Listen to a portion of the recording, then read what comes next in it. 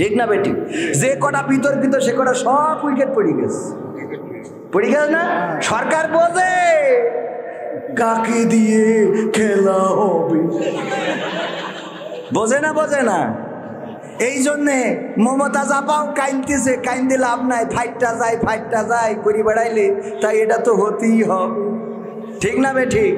কাইন্দে কোনো লাভ আছে না? লাভ নাই। যেই কথা বলছিলাম, এই যে কথা বলতে গেলাম, এক কথা বলতে গেলে 5টা কথা চলে আসে। কোনো মানুষ মারা গেলে আলহামদুলিল্লাহ পড়বেন না, কারণ আল্লাহর নবীকে সবচেয়ে বেশি কষ্ট দিয়েছে আব্দুল্লাহ বিন উবাই যখন মদিনাতে ছিলেন। সেই আব্দুল্লাহ বিন উবাই যখন মারা গেলেন, তার ছেলে ছিল আবার ইমানদার আল্লাহ রাসূলের একনিষ্ঠ সাহাবী। ছেলে এসে বললেন, হুজুর আপনি আমার বাবার জন্যে, আমার বাবার দাফন কাফনের জন্য আপনার গায়ের একটা পাঞ্জাবি আমাকে গিফট করবেন। আল্লাহ রাসূল বললেন, দিব, নিয়ে যাব। বললেন শুধু তাই না, আমার বাবা জানাজাটাও আপনি পড়াবেন। রাসূল বলে নাই যে তোমার বাবা তো টিরাক করে বেড়াইছে, হ্যাঁ, আমার যে নূহ নবীর কিস্তি এটা বাদ দিয়ে তুই টিরাকে চলল, এটা কি মানা যায়? এটা বলেছে না? বলে নাই। আল্লাহ রাসূল বললেন, ওগো আমার সাহাবী, তুমি চাইলে জামা আমি দেব, তুমি বললে তোমার বাবার জানাজা পড়াতে আমি যাব, যাও জামা নিয়ে যাও। জামা নিয়ে গেল, জানাজার সময় হয়ে গেল গো। আল্লাহ রাসূল রওনা করলেন।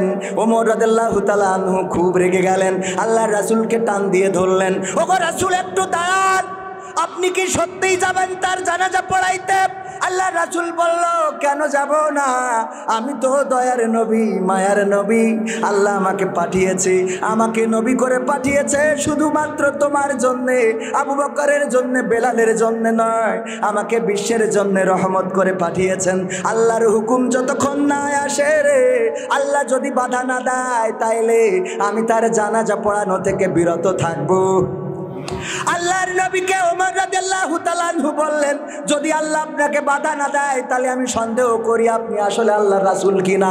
কারণ যেই আব্দুল্লাহ বিন উবাই আপনাকে এত কষ্ট দিল, সেই আব্দুল্লাহ বিন উবাইয়ের জন্য আপনি দোয়া করবেন, সেই আব্দুল্লাহ বিন উবাইয়ের জন্য আপনি ফরিয়াদ করবেন, মুনাজাত করবেন, এটা তো আমি অন্তত মানতে পারছি না। আল্লাহর নবী রওনা করলেন, যখন যাচ্ছেন আয়াত নাজিল হয়ে গেল, রাসূল ব্যাক চলে আসলেন, জানাজাটা পড়ালেন না। আল্লাহর রাসূল সাহাবীদের বললেন, ওগো আমার সাহাবীরা, আল্লাহ বলেছেন যদি 70 বারেরও বেশি বার তার জন্য হাত তুলি তাও কবুল করবে না। আল্লাহ যদি 70 বার লিমিট করে দিতেন, তাইলে আমি 71 বার তার জন্য দোয়া করতাম। আল্লাহু আকবার বলবেন না? 70 বার যদি লিমিট করে দিত, তাইলে আমি 71 বার দোয়া করতাম তার জন্য, যে আল্লাহ আমি 71 বার দোয়া করলাম, তুমি ক্ষমা করে দাও। এই ছিল আমার রাসূলের জীবন আদর্শ। আর আমরা আমাদের মতের বাইরে গেলেই মারা গিয়েছে আলহামদুলিল্লাহ, অমুক মারা গেছে আলহামদুলিল্লাহ। আবার কাল দেখলাম একজন স্ট্যাটাস লিখেছে ওই মেয়রের ওখানে, আমার কাছে স্ক্রিনশট করা আছে, মেয়রের ওখানে লিখেছে, ইন্না মুজিবিল্লাহি ওয়া হাসিনিল্লাহি কাদের আজিউন। চিন্তা করতে পারেন, কোরআনের আয়াতকে বিকৃত করে ফেলেছে। নাউজুবিল্লাহ বলবেন না? নাউজুবিল্লাহ। কোরআনের আয়াত বিকৃত করার স্পর্ধা কাউকে দেয়া হয় নাই। এত বড় স্পর্ধা তোমাকে কে দিল যে আল্লাহ যে আয়াত নাজিল করেছেন সেটাকে তুমি বিকৃত করে উপস্থাপন করবা? আপনি এটাকে ছেলে খেলা মনে করেন না। বিরোধিতা করতে যে আপনি কোরআনকে বিকৃত করে ফেলছেন, কোরআনের আয়াতকে বিকৃত করে ফেলছেন, এটা কত বড় জঘন্য কাজ আপনি করছেন। এটাকে একবারও চিন্তা করেছেন? আল্লাহর কালামকে আপনি অপমান করেছেন। সত্য না মিথ্যা? আল্লাহর কালামকে আপনার স্বার্থে ব্যবহার করার কোনো সুযোগ আছে? কোনো সুযোগ নাই। কোরআনের সাথে যারা করবে দ্বন্দ্ব, তাদের সাথে কবু হবে না আপোষ। কথা কয় না? কোরআনের সাথে যারা করবে দ্বন্দ্ব, তাদের সাথে কবু হবে না আপোষ। জেল জুলুম হলেও হবে, জেল জুলুম হলেও হবে, বিবেকের কাছে তো রব নির্দোষ। আমার রবের কাছে রব নির্দোষ, মহান প্রভুর কাছে রব নির্দোষ। কোরআনের সাথে যারা করবে দ্বন্দ্ব, তাদের সাথে কবু হবে না। তো এইগুলো হুজুর খাওয়ার পরে আমাকে জন্য দোয়া করিনি, খেয়ে কত দোয়া করেছে। ওরা সবাই চলে গেছে। হুজুর আমরা সবাই খাওয়াই, আপনার ফুসফুসে কিডনি মুরগি সব খুলে আপনারই খাওয়াই, আমরা খাই নে। আর এইগুলো খেয়ে তো আপনি একজনের জন্য দোয়া করেছেন, এ কি মানা যায়? আমাদের পাটের বুঝজনই দোয়া করেননি কেন? আমাকে জন্য দোয়া করে যেন আল্লাহ একটু ভুইটা ভিজে দেয়। এই বইলেতে চলে এসে হুজুর দোয়া করবে কি? পরের দিন সবাই যেই দেখে মাঠ শুকনো, তো তাড়াতাড়ি করে হুজুরের কাছে গেছে যে হুজুর ওনার জন্য দোয়া করিল, বৃষ্টি হইলো, আমাকে জন্য দোয়া করিস, তা বৃষ্টি হয়নি কেন? যেই দেখে হুজুরও নেই, ছাত্ররাও নেই। মানে গড়ের সব গুছাই নিয়ে চলে গেছে। এগে যদি এইভাবে দোয়া করতে থাকি তাহলে আর পড়াইনো হবে না, খালি দোয়ার পরে থাকা লাগবে। বোঝেননি? হুজুর অমুক হুজুর আজ করে কত মধুর সুর, কবরেতে গেলে পাবো ৭০,০০০ হুর। অনেক দোয়া আছে পড়লে কোটিতে সওয়াব, সারা জীবন পাপ করিলেও পেয়ে যাব মাপ। বাপ দাদারে নাজাত দিতে করেছি ৪০, আমার বেলায় ৪টা গরু গোয়াল ঘরে পোষা। আমিও ভাই কিছুটা জানি, মানি না তা না, ছোটবেলায় শিখেছিলাম আলিফ বা তা সা। তাই রাজনীতি চলবে না ও হুজুর, রাজনীতি চলবে না, তাই রাজনীতি চলবে না ও ভাই, রাজনীতি চলবে। এবার বলছে হুজুর শোনেন, আপনি মনে করছেন আমরা ইসলাম মানি না? মানি, শুধু জানি তা না, মানিও। বললাম কি মানেন? বলছে হুজুর মিলাদ করি, কিয়াম করি, যাই বাবার মাজারে, হয়তো একটু বিড়ি টানি এক ঝালা নিজামপুরীর বাজারে। আছে না নাই? মিলাদ করি, কিয়াম করি, যাই বাবার মাজারে, হয়তো একটু বিড়ি টানি সারসারো বাজারে। ফজর নামাজ হয় না পড়া, থাকি তখন নিদে, আল্লাহর কিরে হয় না কাজা, নামাজটা ২ ঈদে।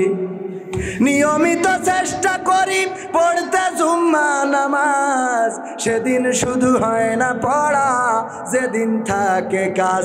৩টা জুম্মা করলে কাজা, মুসলিম থাকে না, এই হাদিসটা ভালো করে আমার আছে জানা। তাই রাজনীতি চলবে না ও হুজুর, রাজনীতি চলবে না, তাই রাজনীতি চলবে না ও ভাই, রাজনীতি চলবে। এবার বলছে হুজুর শোনেন, শুধু এই জায়গায় শেষ না, আরো কথা আছে। আমি বললাম কি কথা? বলছে হুজুর আরো কি করি? সেই শেষেরটা কি করে যেন? দেখো আমি সে ভুলে গেছি। হুজুর কি যেন করে রে, মনে পড়ছে না রে। আচ্ছা দেখো দিন এই ইউটিউবাররা আমার আবার তেজ মেরবেন, এই জায়গা কেটে বসাই দিবেন। এই সেই গানটা কই বের করে দাও দিন সজল। হুজুর কত কথা বললাম আর এখন ভুলে গেলাম, কেমন লাগে কম। মনে হয় এখন এই মেমোরিতে আসবে না। সজল খুঁজে পাই যাও? আচ্ছা খুঁজে দাও, তারপরে শেষ কলিটা পরে শোনাবানে, ঠিক আছে না? শুনতে রাজি আছেন কিনা? হ্যাঁ সজল নেই? ও তাহলে ও এখন খুঁজে দিতে পারবে না, আমরা পরে খুঁজে যখন মনে পড়ে তখন এটা বলবানে। কেমন লাগে মেমোরিতে না থাকলি, সব দিন গাই অথচ আজকে মেমোরিতে নেই। এটা না বললে তো আপনাদেরও ভাল লাগবে না।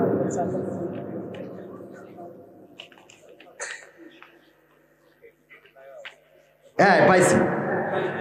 হুজুর কোরআনে সবও পড়ে, ওই যে মানে প্রতিদিন পড়ে, নিয়মিত পড়ে, কিন্তু কোরআনে যে কি আছে এটা তো বোঝার দরকার আছে না? নাই, না বোঝার কারণে কি করে বলতেছে হুজুর জিহাদ মিহাদ কোথায় আছে দেখিনি কোনখানে, দরগা পীরের মাজার আমার অনেক বেশি টানে। কথা কয় না, ঠিক আছে? জিহাদ কোথায় আছে কোরআনে খুঁজে পাইনি, এই জন্য কোথায় যায়? দরগায় যায়, মাজারে যায়, মাজারের কাছে যে মাথা নত করে, সিজদা করে, সেখানে যেয়ে বলে বাবা একটু বাঁচাইও।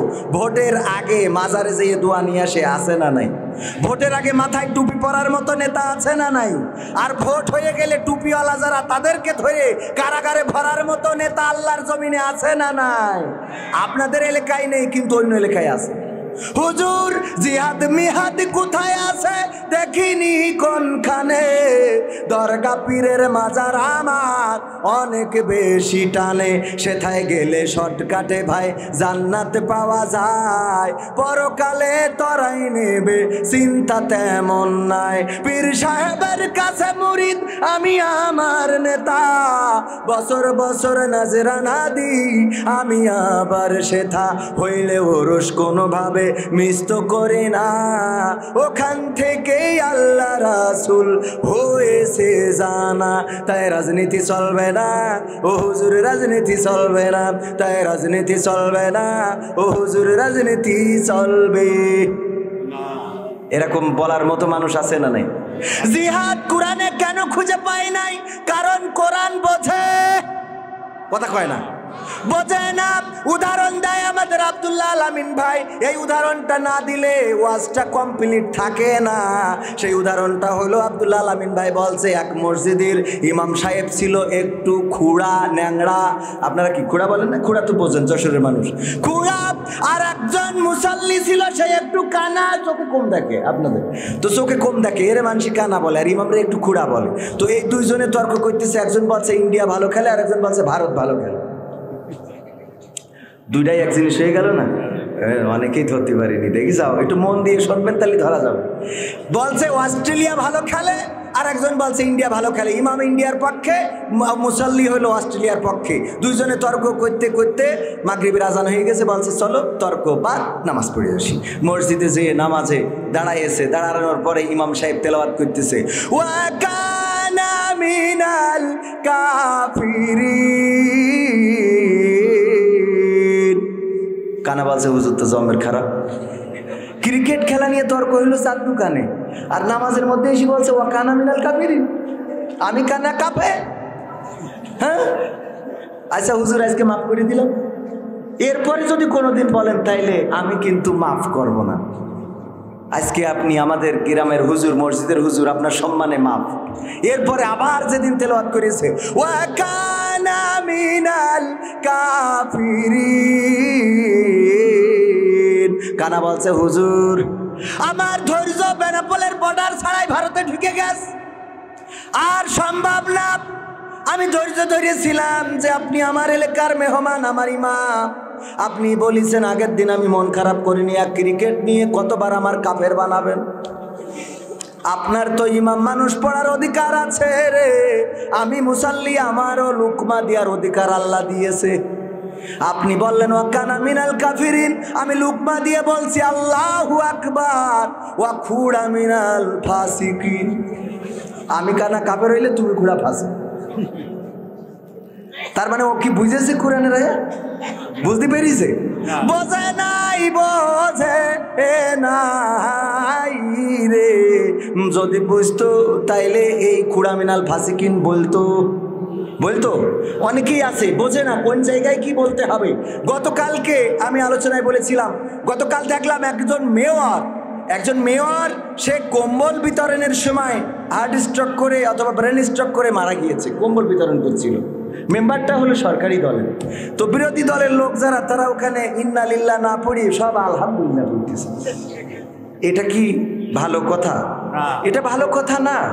একজন মানুষ মারা গেলে আপনি আলহামদুলিল্লাহ পড়ার কোনো অধিকার আপনাকে দেওয়া হয়নি। আব্দুল্লাহ বিন উবাই আল্লাহ রাসূলকে এতটাই কষ্ট দিয়েছেন, আব্দুল্লাহ বিন উবাইয়ের কারণে বদরের যুদ্ধ হইল, উহুদের যুদ্ধ হইল। কারণ কাফেরদের সাথে, মক্কার সাথে যোগাযোগ রাখতো আর বলতো আসো আমরা এখানে গ্যাটিস দিয়ার লোক আছি, আর ওখান থেকে আসতো, যুদ্ধ করতো। রাসূলের মসজিদে যখন নামাজে দাঁড়াইতো, দাঁড়াইয়ে বলতো ও গো মুসলমানেরা, তোমরা মুহাম্মাদের কথা মেনে চলবা, এর মতো ভালো মানুষ পাওয়া যায় না, অনেক বড় আল্লাহওয়ালা মানুষ, আল্লাহ তার পাঠাইছে, মানবা।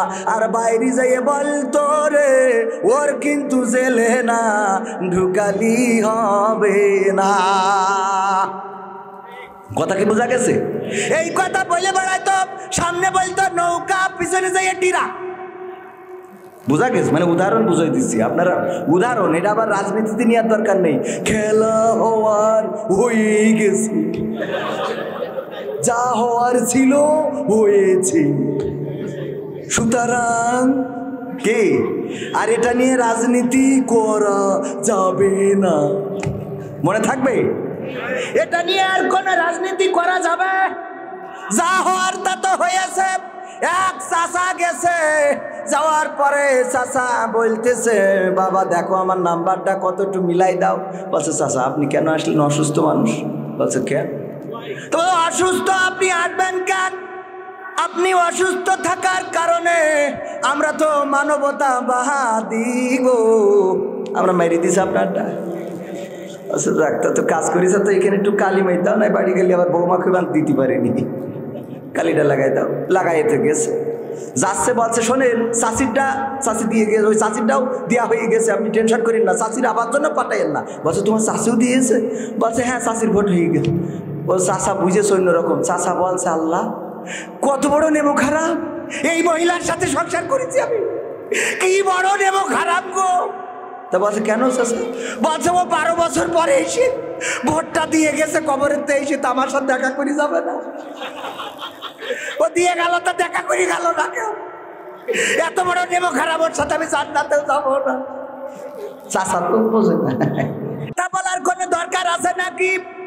না বলবো না বলবো ও না না রে, যা করার করেছে ও নিয়ে আমাদের কোনো আপত্তি নেই।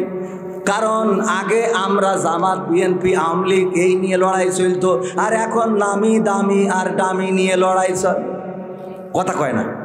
এই লড়াই আমরা দেখতে চাই না, চাই দেশে শান্তি থাকুক, ক্ষমতায় যে থাকুক, আমাদের কোনো আপত্তি নেই। প্রধানমন্ত্রী দেশ শাসন করছে, দেশের উন্নয়ন করছে, এটার আমরাও অংশীদার। কারণ এই দেশের নাগরিক, আমার ট্যাক্স ভ্যাটের টাকা আছে না নাই?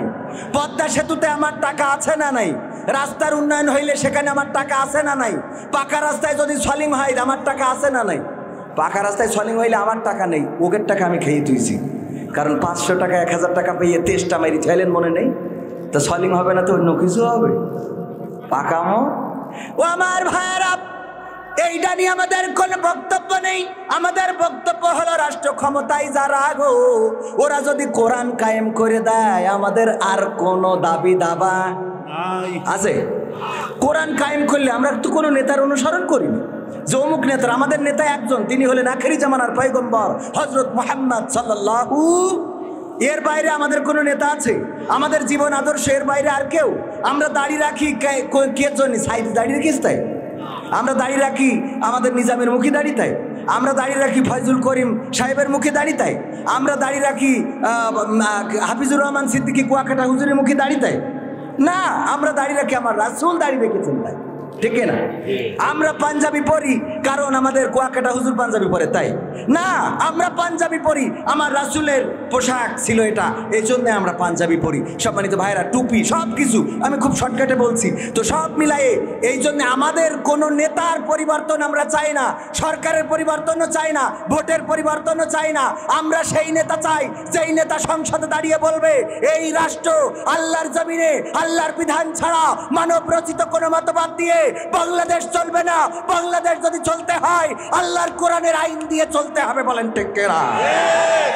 এই কথা যেই নেতা বলবে সেই নেতার পক্ষে আমরা আসি না নাই, কিন্তু যেই নেতা বলবে রাষ্ট্র ধর্ম ইসলাম সংসদে রাখবো না, সেই নেতারও আমরা সংসদে থাকতে দেব না, ঠিক না বেঠে? আমার সরকারও থাকতে দেয় নাই, ওদিক মাহিয়া মাহি তেস মারা খাইস, এদিক আবার টাকলা মোরাদও তেস মারা খাইস, ঠিক না বেটি? যে কটা বিতর্কিত সে কটা সব উইকেট পড়ে গেছে, পড়ে গেল না? সরকার বোঝে কাকে দিয়ে খেলা হবে, বোঝে না, বোঝে না। এই জন্যে মমতাজ আপাও কাইনতেছে, কাইন্দে লাভ নাই, ফাইটটা যায় করি বেড়াইলে, তাই এটা তো হতেই হবে, ঠিক না বেঠিক? কাইন্দে কোনো লাভ আছে না? লাভ নাই। যেই কথা বলছিলাম, এই যে কথা বলতে গেলাম, এক কথা বলতে গেলে 5টা কথা চলে আসে। কোনো মানুষ মারা গেলে আলহামদুলিল্লাহ পড়বেন না, কারণ আল্লাহর নবীকে সবচেয়ে বেশি কষ্ট দিয়েছে আব্দুল্লাহ বিন উবাই যখন মদিনাতে ছিলেন। সেই আব্দুল্লাহ বিন উবাই যখন মারা গেলেন, তার ছেলে ছিল আবার ইমানদার আল্লাহ রাসূলের একনিষ্ঠ সাহাবী। ছেলে এসে বললেন, হুজুর আপনি আমার বাবার জন্যে, আমার বাবার দাফন কাফনের জন্য আপনার গায়ের একটা পাঞ্জাবি আমাকে গিফট করবেন। আল্লাহ রাসূল বললেন, দিব, নিয়ে যাব। বললেন শুধু তাই না, আমার বাবা জানাজাটাও আপনি পড়াবেন। রাসূল বলে নাই যে তোমার বাবা তো টিরাক করে বেড়াইছে, হ্যাঁ আমার যে নূহ নবীর কিস্তি এটা বাদ দিয়ে তুই টিরাকে চলল, এটা কি মানা যায়? এটা বলেছে না, বলে নাই। আল্লাহ রাসূল বললেন ওগো আমার সাহাবী, তুমি চাইলে যাবা আমি দেব, তুমি বললে তোমার বাবার জানাজা পড়াতে আমি যাব, যাও জামা নিয়ে যাও। জামা নিয়ে গেল, জানাজার সময় হয়ে গেল গো। আল্লাহ রাসূল রওনা করলেন। ওমর রাদিয়াল্লাহু তাআলা আনহু খুব রেগে গেলেন, আল্লাহ রাসূলকে টান দিয়ে ধরলেন, ওগো রাসূল একটু দাঁড়ান, আপনি কি সত্যিই যাবেন তার জানাজা পড়াইতে? আল্লাহ রাসূল বলল কেন যাব না, আমি তো দয়ার নবী, মায়ার নবী, আল্লাহ আমাকে পাঠিয়েছে, আমাকে নবী করে পাঠিয়েছে শুধুমাত্র তোমার জন্যে, আবু বকরের জন্যে, বেলালের জন্যে নয়, আমাকে বিশ্বের জন্যে রহমত করে পাঠিয়েছেন। আল্লাহর হুকুম যতক্ষণ না আসে রে, আল্লাহ যদি বাধা না দেয় তাইলে আমি তার জানাজা পড়ানো থেকে বিরত থাকবো। আল্লাহর নবীকে ওমর রাদিয়াল্লাহু তাআলা আনহু বললেন, যদি আল্লাহ আপনাকে বাধা না দেয় তাহলে আমি সন্দেহ করি আপনি আসলে আল্লাহর রাসূল কিনা, কারণ যেই আব্দুল্লাহ বিন উবাই আপনাকে এত কষ্ট দিল, সেই আব্দুল্লাহ বিন উবাইয়ের জন্য আপনি দোয়া করবেন, সেই আব্দুল্লাহ বিন উবাইয়ের জন্য আপনি ফরিয়াদ করবেন, মুনাজাত করবেন, এটা তো আমি অন্তত মানতে পারছি না। আল্লাহর নবী রওনা করলেন, যখন যাচ্ছেন আয়াত নাজিল হয়ে গেল, রাসূল ব্যাক চলে আসলেন, জানাজাটা পড়ালেন না। আল্লাহর রাসূল সাহাবীদের বললেন, ওগো আমার সাহাবীরা, আল্লাহ বলেছেন যদি 70 বারেরও বেশি বার তার জন্য হাত তুলি তাও কবুল করবে না। আল্লাহ যদি 70 বার লিমিট করে দিতেন তাইলে আমি 71 বার তার জন্য দোয়া করতাম। আল্লাহু আকবার বলবেন না? 70 বার যদি লিমিট করে দিত তাইলে আমি 71 বার দোয়া করতাম তার জন্য, যে আল্লাহ আমি 71 বার দোয়া করলাম, তুমি ক্ষমা করে দাও। এই ছিল আমার রাসূলের জীবন আদর্শ। আর আমরা আমাদের মতের বাইরে গেলেই মারা গিয়েছে আলহামদুলিল্লাহ, অমুক মারা গেছে আলহামদুলিল্লাহ। আবার কাল দেখলাম একজন স্ট্যাটাস লিখেছে ওই মেয়রের ওখানে, আমার কাছে স্ক্রিনশট করা আছে, মেয়রের ওখানে লিখেছে ইন্না মুজিবিল্লাহি ওয়া হাসিনিল্লাহি কাদেরা জিউন। চিন্তা করতে পারেন, কোরআনের আয়াতকে বিকৃত করে ফেলেছে। নাউজুবিল্লাহ বলবেন না? নাউজুবিল্লাহ। কোরআনের আয়াত বিকৃত করার স্পর্ধা কাউকে দেয়া হয় নাই। এত বড় স্পর্ধা তোমাকে কে দিল যে আল্লাহ যে আয়াত নাজিল করেছেন সেটাকে তুমি বিকৃত করে উপস্থাপন করবা? আপনি এটাকে ছেলে খেলা মনে করেন না। বিরোধিতা করতে যে আপনি কোরআনকে বিকৃত করে ফেলছেন, কোরআনের আয়াতকে বিকৃত করে ফেলছেন, এটা কত বড় জঘন্য কাজ আপনি করছেন। এটা কি একবারও চিন্তা করেছেন? আল্লাহর কালামকে আপনি অপমান করেছেন। সত্য না মিথ্যা? আল্লাহর কালামকে আপনার স্বার্থে ব্যবহার করার কোনো সুযোগ আছে? কোনো সুযোগ নাই। কোরআনের সাথে যারা করবে দ্বন্দ্ব তাদের সাথে কবু হবে না আপোষ। কথা কয় না? কোরআনের সাথে যারা করবে দ্বন্দ্ব তাদের সাথে কবু হবে না আপোষ। জেল জুলুম হলেও হবে, জেল জুলুম হলেও হবে, বিবেকের কাছে তো রব নির্দোষ, আমার রবের কাছে রব নির্দোষ, মহান প্রভুর কাছে রব নির্দোষ। কোরআনের সাথে যারা করবে দ্বন্দ্ব তাদের সাথে কবু হবে না। কোরআনের কথা যারা বলে যায় আজ তাদের দমাতে কত ফন্দি, কাউকে ধরে নিয়ে দিচ্ছে ফাঁসি, কাউকে রেখেছে আজ বন্দি। ঠিক না বেঠে? জোরে বললে কি ভয় করে? বাতিলের ভয় কি আছে? মুসলমান আল্লাহ ছাড়া কোন মানুষকে ভয় পাওয়া তার জন্য হারাম। কারণ জীবনের মালিক কে? মরণের মালিক কে? হায়াতের মালিক কে? মৌতের মালিক কে? রিজিকের মালিক কে? আমার সমস্ত বরকত, আমার সংকুচিত করে দেওয়া সব কিছু আল্লাহর হাতে। আল্লাহ যাকে চান তাকে অঢেল পরিমাণ দান করেন, আর যাকে চান তাকে সংকুচিত করে দেন, তাকে অভাবের দ্বার গোড়ায় পৌঁছে দেন। যাকে তা চান তাকে দুনিয়া দান করেন, আবার যাকে চান তাকে আখিরাত দান করেন। ওগো আমার ভাইরা, সুতরাং আল্লাহ ছাড়া কোনো বাতিলকে মুসলমান হিসাবে ভয় করা যাবে? যাবে? মুসলমান হইলে আওয়াজ উচ্চকিত করবেন। আর যদি মনে করেন না আপনার মধ্যে নেফাকি আছে, মুনাফেকি আছে, তাহলে কোনো আপত্তি নাই। কারণ আপনি এখানেও ঠিক বলবেন আস্তে করে, আবার ওখানেও যেয়ে বলবেন কি আছে না নাই? ওখানেও যাইয়ে বলবে ঠিক আছে, বলছে যে ঠিক আছে।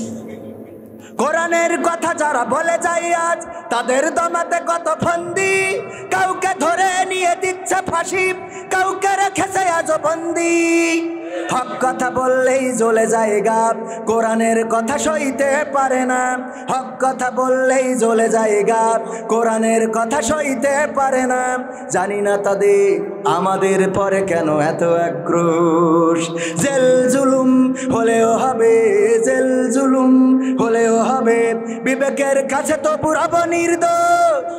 আমার রবের কাছে রব নির্দোষ, মহান প্রভুর কাছে রব নির্দোষ। কোরআনের সাথে যারা করবে দ্বন্দ্ব, তাদের সাথে কবু হবে না। কোরআনের কথা আজ বলতে গেলে আসছে বাধা কত ভাবে, কোরআন প্রেমিকেরা হাতে রেখে হাত সামনে এগিয়ে যাবে। সেই মুসলমান কি আছে নাকি যখনই কোনো আওয়াজ হবে সেই দৌড়? এমন দৌড়, বাড়ি যাওয়ার পরে স্ত্রী বলবে লুঙ্গি কই, কবে রাস্তায় খুলি হইরিস মনে হয়। এরম দৌড় দিয়া কি যাবে নাকি? না, যাবে না। মুসলমান হিসাবে কোনো বাতিলকে ভয় করা যাবে না, কারণ আল্লাহ চাইলে মৃত্যু দিবেন, আল্লাহ চাইলে জীবন দিবেন।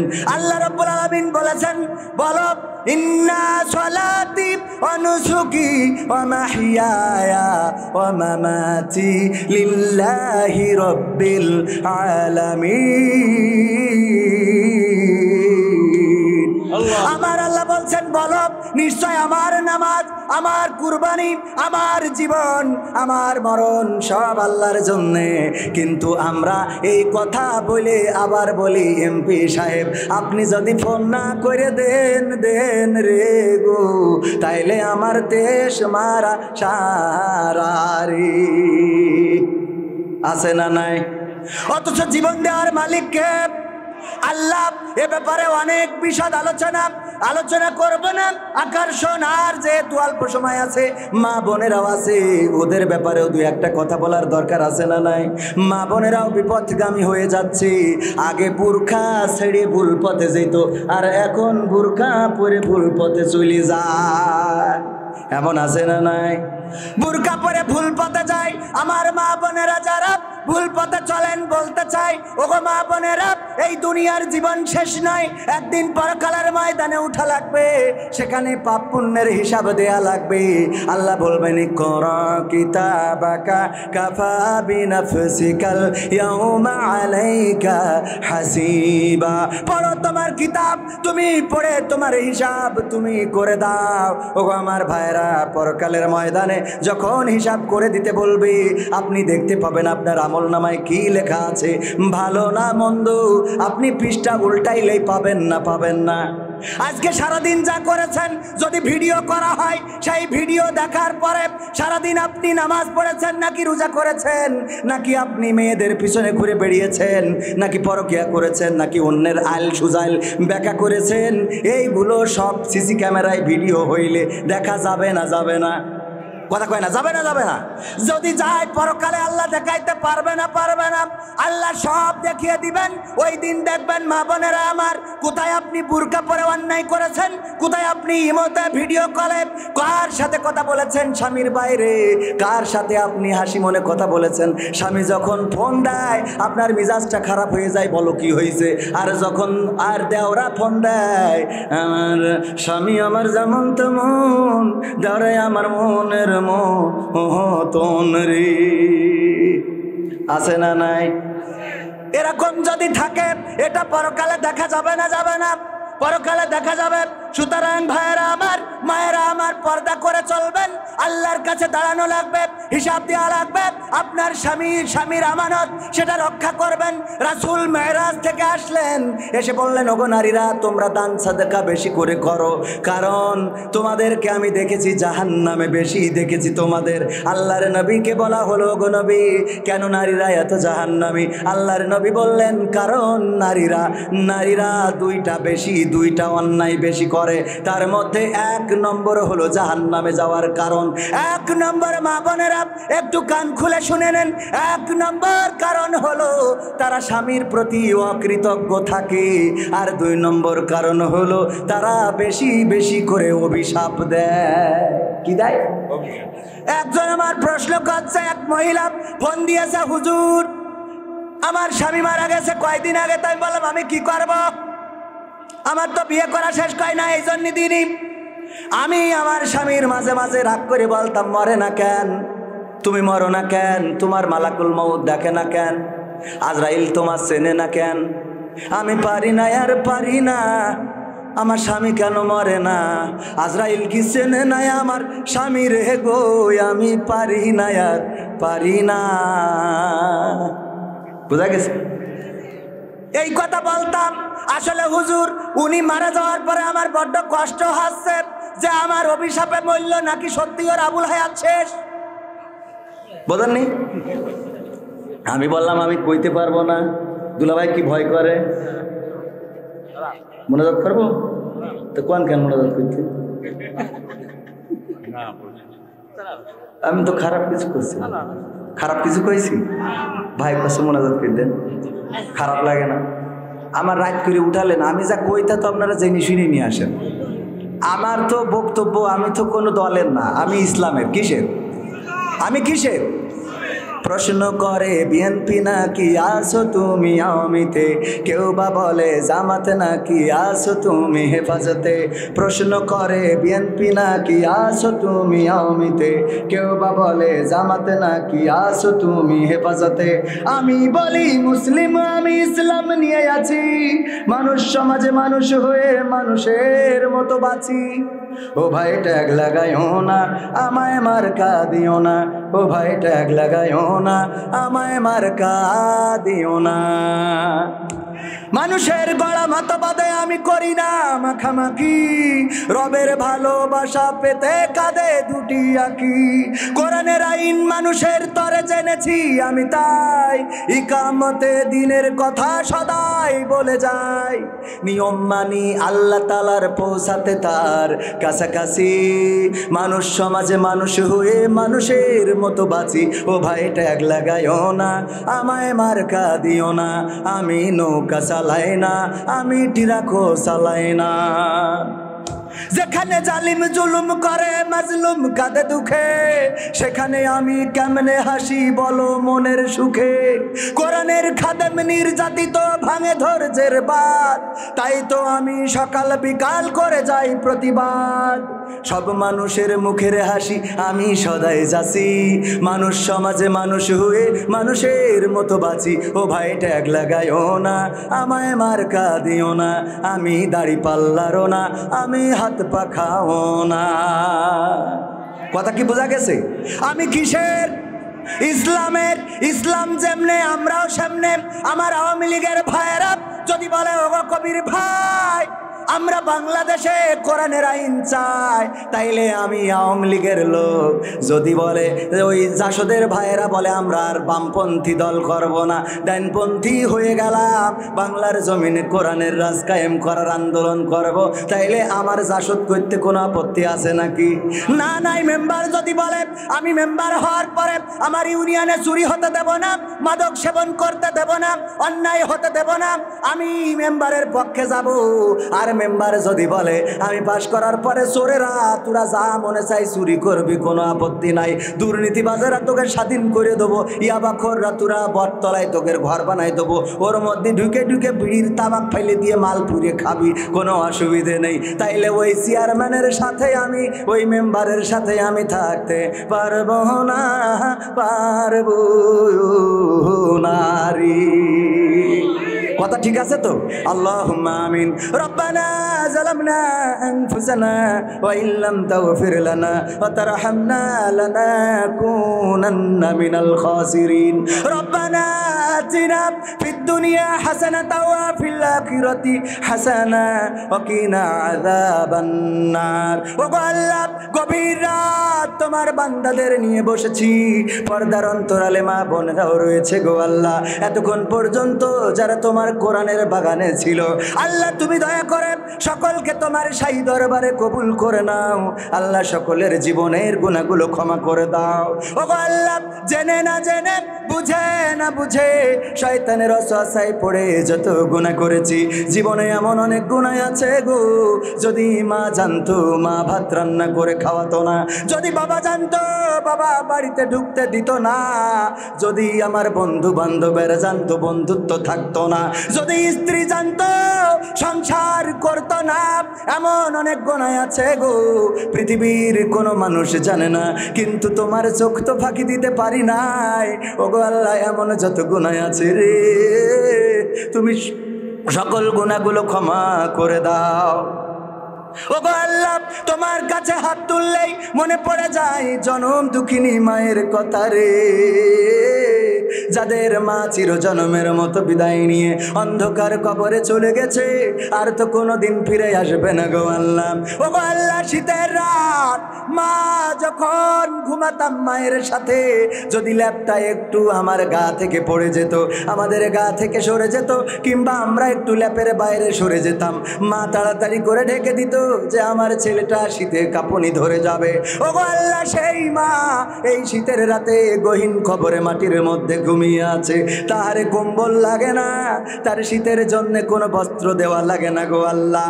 কেমন আছে জানি না, জানি না, মা জননী যাদের নাই রে আল্লাহ, মায়ের খবরকে জান্নাতের বাগান বানাইয়া দাও। যাদের বাবা নাই, চিরজনমের মতো বিদায় নিয়ে অন্ধকার কবরে চলে গেল, ওগো আল্লাহ, তোমার কাছে খাস করে ফরিয়াদ করি গো, তুমি বাবার খবরকে জান্নাতের বাগান বানাইয়া দাও। বাবা কত কষ্ট করলো, মাথার ঘাম পায়ে ফেললো, রোদে পুড়লো, বৃষ্টিতে ভিজলো, ওগো আল্লাহ, সারাদিন কাজ করে সন্ধ্যাবেলা বাড়ি আসতো, গায়ে ময়লা মাটি, জামাটা ময়লা, লুঙ্গিটাতে কাদা মাটি লেগে থাকে, কিন্তু মুখ থেকে এমন নুরানি হাসি দেয়। সন্তানকে যখন বুকের মধ্যে টেনে নেয়, মনে হয় যেন 7 রাজার মালিক, 7 দেশের রাজা বাড়িতে ফিরে এসেছে। ওগো আল্লাহ, এই বাবা চিরজনমের মতো বিদায় নিয়ে চলে গেল রে, আজ আর বাবা খোঁজ নেয় না। কত সন্তানের ফোনে বাবার কল আসে, কিন্তু যারা বাবা হারিয়েছি তাদের আর বাবার কলটাই আসে না। বাবা আর ফোন করে বলে না, খোকা কেমন আছো, কোথায় আছো, কখন বাড়ি ফিরবা গো। ওগো আল্লাহ, বাবা যাদের নাই, বাবার খবরকে জান্নাতের বাগান বানাইয়া দাও। ওগো আল্লাহ, এই মাহফিলের আয়োজন করেছে আমার মাহবুবুর রহমান দুলা ভাই, উনি আয়োজন করেছে, ওনার মা নাই, বাবা নাই, চিরজনমের মতো বিদায় নিয়ে চলে গেছে অন্ধকার কবরে। নেক সন্তান রেখে গেছে, প্রতিটা বছর দোয়ার মাহফিল উপলক্ষে কোরআনের কথা মানুষের শোনানোর ব্যবস্থা করে। আল্লাহ তুমি দয়া করে এই মাহফিলের ওসিলায় পিতামাতার কবরকে রিয়াজুল জান্নাতে পরিণত করে দাও। ওগো আল্লাহ, তোমার কাছে খাস করে ফরিয়াদ করি, মাহফিলের পরিচালক, মাহফিলের সভাপতি, আমার আগে যারা আলোচনা করেছে, আমার পাশে বসে আছে আমার মেম্বার, জগৎ মেম্বার, অনেক ভালো মনের মানুষ, একই সাথে মালয়েশিয়াতে ছিলাম, একই সাথে কত ঘুরেছি বেরিয়েছি, আজকে সে একটা ওয়ার্ডের মেম্বার। আল্লাহ তুমি মেম্বারকে কবুল করে নাও, নেক হায়াত দিয়ে দাও। আল্লাহ দুর্নীতিগ্রস্ত যেন না হয়ে যায়, মানুষের অধিকার যেন মানুষকে বুঝে দিতে পারে, আল্লাহ সেই তৌফিক তুমি দান করে দাও। ওগো আল্লাহ, তুমি এই গ্রামের মানুষদেরকে কবুল করে নাও, গ্রামে যত কবরবাসী আছে কবরগুলোকে মাফ করে দাও, কবরগুলো জান্নাতের বাগান বানাইয়া দাও। আমার সাথে যারা হাত তুলেছে, যার মনে যে নেক চাওয়া আছে, চাওয়াগুলো পাওয়া করে দাও, ঋণগ্রস্তের ঋণ পরিশোধ করে দাও। ওগো আল্লাহ, অভাবগ্রস্তের অভাব দূর করে দাও, কন্যা দায়গ্রস্ত যে তার কন্যা বিবাহের ব্যবস্থা করে দাও। ওগো আল্লাহ, তুমি আমাদের ভ্রাতৃত্ব দান করে দাও। ওগো আল্লাহ, আওয়ামী লীগ, বিএনপি, জাসদ বাসদ, দামি দামি যাই আছে না কেন, আল্লাহ তুমি সকলকে এক মুসলমান, এক আত্মা হয়ে বেঁচে থাকার তৌফিক দান করে দাও। ওগো আল্লাহ, আমাদের দেশে কোনো ফিতনা দিও না, ফাসাদ দিও না, সুখী সমৃদ্ধশালী সোনার বাংলাদেশ তৈরি করে দাও। এই মাহফিলের সহযোগিতায় যারা ছিল, আল্লাহ তুমি সকলকে কবুল করে নাও। বাংলাদেশের প্রশাসন, যারা এই মাহফিল করার সুযোগ করে দিয়েছে, আল্লাহ তুমি প্রশাসনকে কবুল করে নাও, এই ওয়ার্ডের মেম্বার, চেয়ারম্যান, আল্লাহ এই ওয়ার্ডে যারা নেতা কোথায় আছে সকলকে কবুল করে নাও। আওয়ামী লীগ, বিএনপি, ছাত্রলীগ, জাসদ, বাসদ, যে যা আছে না কেন আল্লাহ তুমি সকলকে দিনের জন্য কবুল করে নাও। জামাত, বিএনপি, হেফাজত, কওমি, আলিয়া, তাবলিগি, যে যাই আছে না কেন কোরআনের কারণে ঐক্যবদ্ধ থাকার তৌফিক দান করে দাও। ওগো আল্লাহ, বাংলাদেশের জমিনে কোরআন কায়েম হয়েছে সেটা দেখার তৌফিক দান করে দাও। মালাকুল মাউত আসবে রে, জানটা নিয়ে উড়াল দেবে গো আল্লাহ। যেদিন মালাকুল মাউত মাথার কাছে পাঠাবা তুমি দয়া করে ওই দিন আমাদের সকলের জবানে জারি করে দিও আখেরি কালেমা লা ইলাহা ইল্লাল্লাহু মুহাম্মাদুর রাসূলুল্লাহ সাল্লাল্লাহু আলাইহি ওয়াসাল্লাম।